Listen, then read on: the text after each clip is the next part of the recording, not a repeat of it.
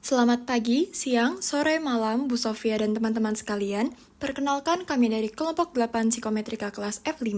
Pada video ini akan mempraktikkan penggunaan software RStudio mengenai Graded Response Model.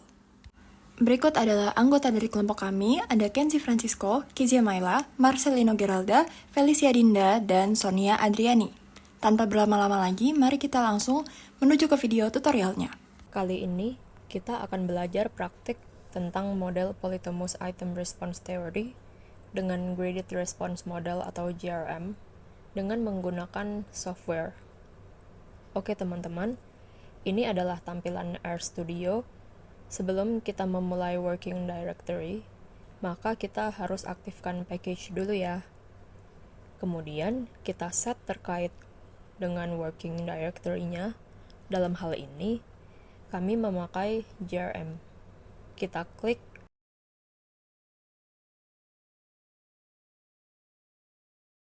kemudian kita impor datasetnya.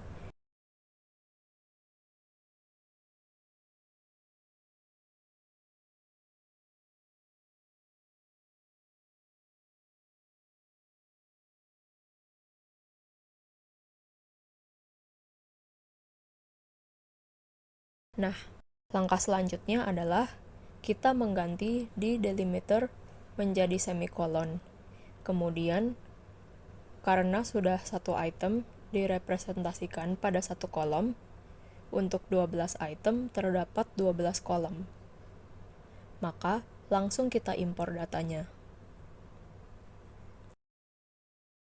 Oke, ini adalah data dari 12 item, di mana di sini data kita telah diberi nama data Bu Sofia yang memiliki 344 data yang terdiri dari 12 variabel, dalam hal ini 12 item.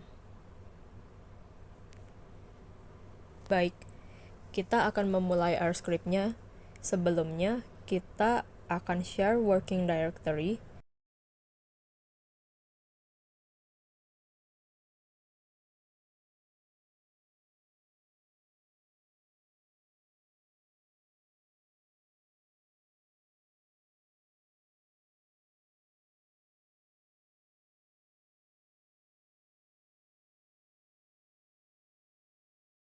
Kemudian kita akan melihat tampilan datanya, di mana data kita telah diberi nama dataset Bu Sofia.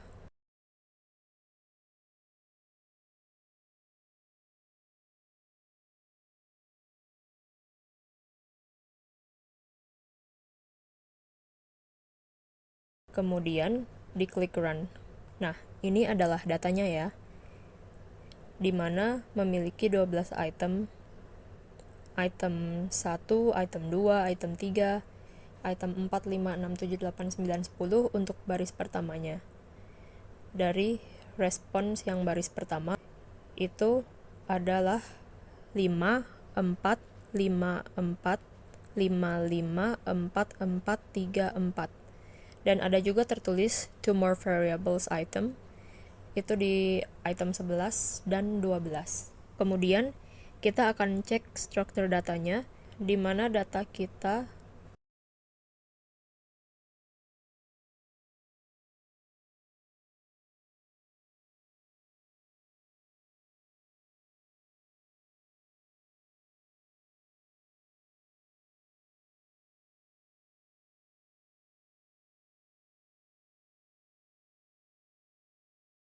kemudian kita klik run. Nah, di sini ya untuk item-itemnya datanya tidak ada yang double ya. Oke, langkah selanjutnya kita akan aktifkan dulu LTM-nya. LTM-nya kita ketik.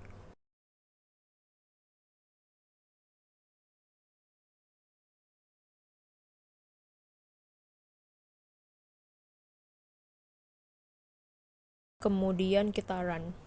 Artinya di konsol ini LTM-nya telah kita aktifkan. Kemudian kita ingin lihat describe-nya. Ini adalah deskriptif datanya. Langkah selanjutnya adalah kita ingin melihat output-nya. untuk masing-masing model.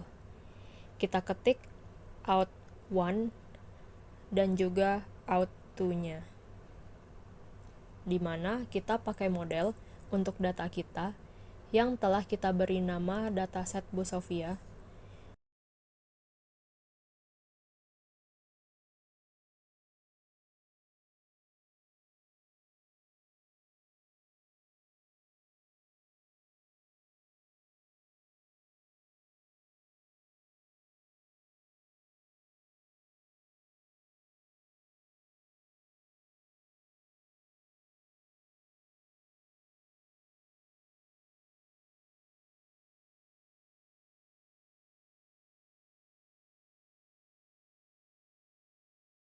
Juga kita klik run.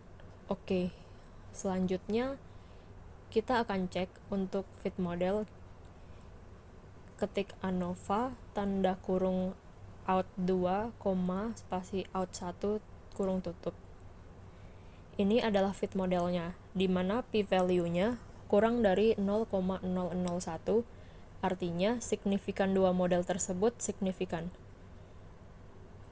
Dan signifikannya signifikan berbeda, sehingga kita harus memilih antara model 1 dan model 2. Model 1 ini adalah ketika di dalamnya nilai constraint-nya atau diskriminannya tidak dikendalikan. Sedangkan yang model 2 adalah ketika diskriminannya kita kendalikan. Langkah selanjutnya adalah kita ingin melihat plotnya. Di sini kita bisa langsung ketik plot dalam kurung out 1, LWD sama dengan 2 karena biar kelihatan ketebalannya, maka dari itu kita memilih 2, lalu type sama dengan ICC. Lalu bisa langsung di run. Dan di sini kita langsung enter aja di bagian konsolnya sehingga kita bisa melihat ada item respon kategori karakteristik curve dari item 1 hingga item 12. Seperti itu di pojok kanan bawah.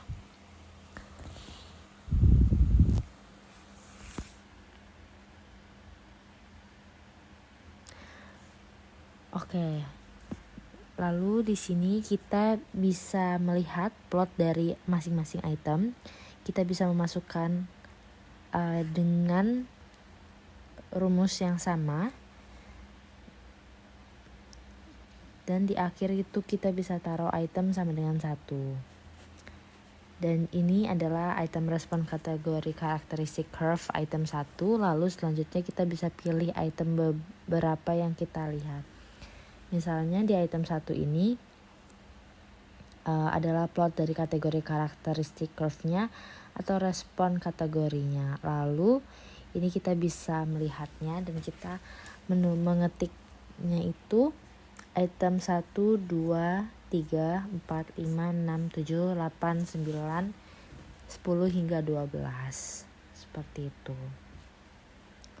Dan bisa dilihat di sini untuk item 1 datanya bagus, yang paling sebelah kiri respon minus dan di sebelah paling kanan itu respon plus seperti itu.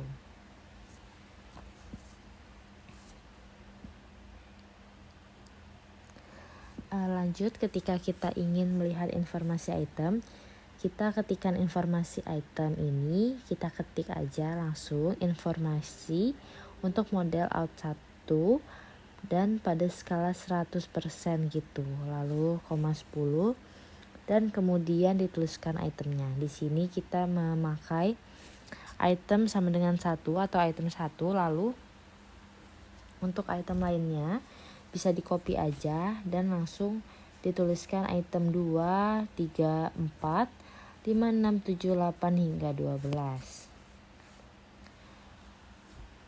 Dan di sini kita setiap kita run, kita bisa melihat hasil dari informasi tes pada masing-masing item.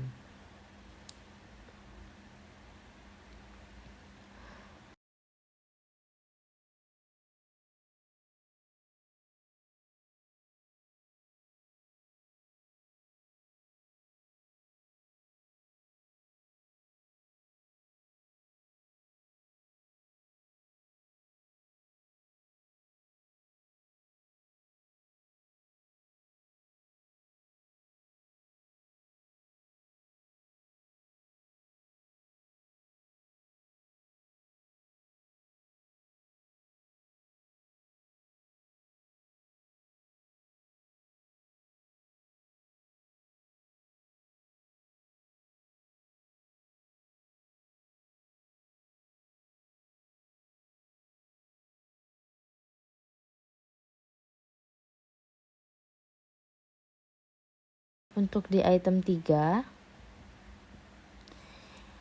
ini total informasinya di 10,68 dari skala 100%, artinya informasi yang diberikan oleh item 3 itu sebesar 10,68 dan dari skala 100%.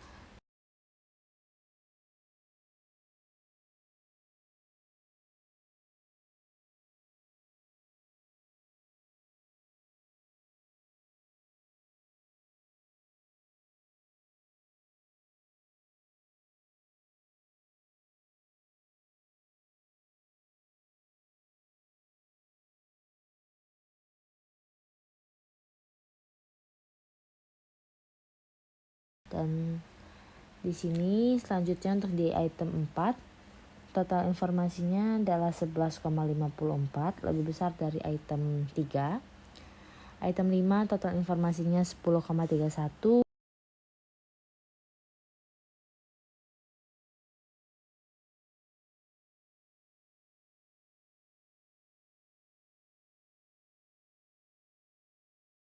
Kemudian di item 6 ini 9,81. Di item 7 yakni 7,14. Selanjutnya di item 8 itu 5,89.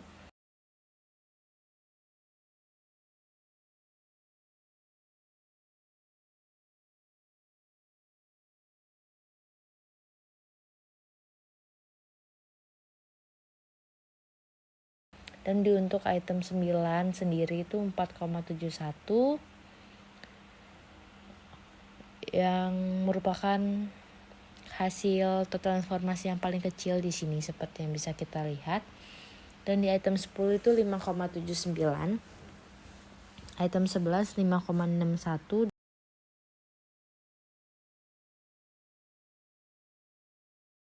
Dan di item terakhir, item 12 itu 7,83. Untuk item 4 itu yang paling besar dibanding item lainnya. Di sini bisa dilihat informasinya berbeda dengan informasi yang lainnya. Kita lanjut.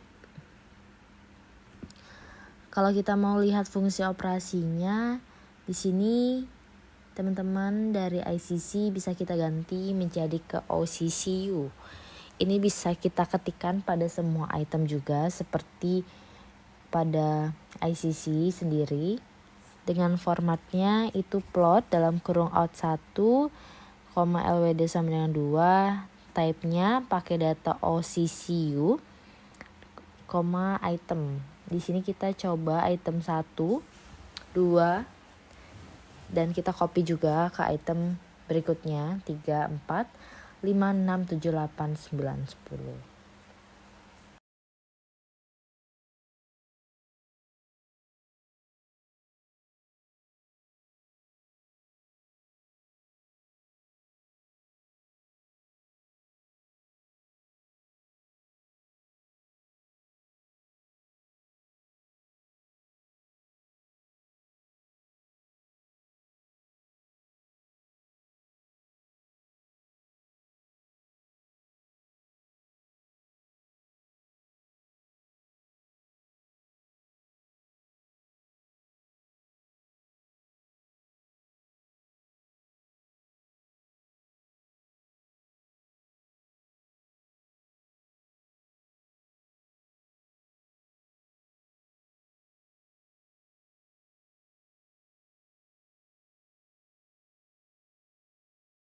Ketika sudah semua di run dan hasil bisa dilihat, mari kita lihat pada item 1.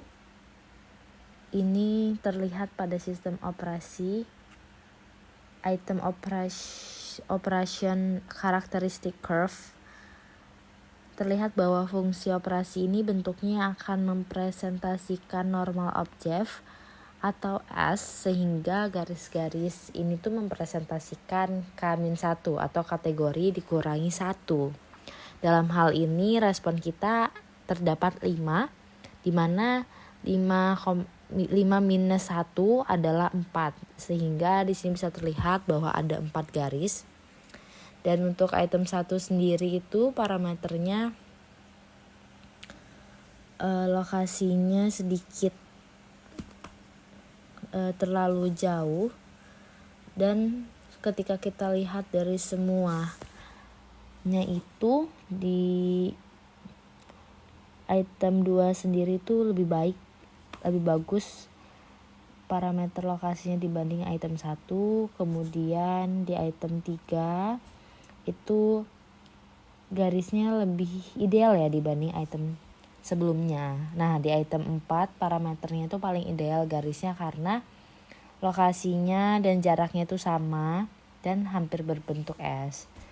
Dan item 6 hingga item 7 itu tidak begitu signifikan perubahannya. Lalu di item 8 itu ada garis yang landai, jadi kurang informatif. Hingga item 9, 10 itu juga kurang informatif karena garisnya landai. Dan yang paling landai itu di item 11. Namun di item 12 sendiri itu hampir sama dengan parameter yang di 4, 5, dan 6 itu. Terima kasih. Dan itulah tadi pemaparan item respon teori Graded Respon Model dari kelompok 8. Semoga apa yang disampaikan pada hari ini dapat bermanfaat dan sampai jumpa di video-video berikutnya. Terima kasih dan sampai jumpa.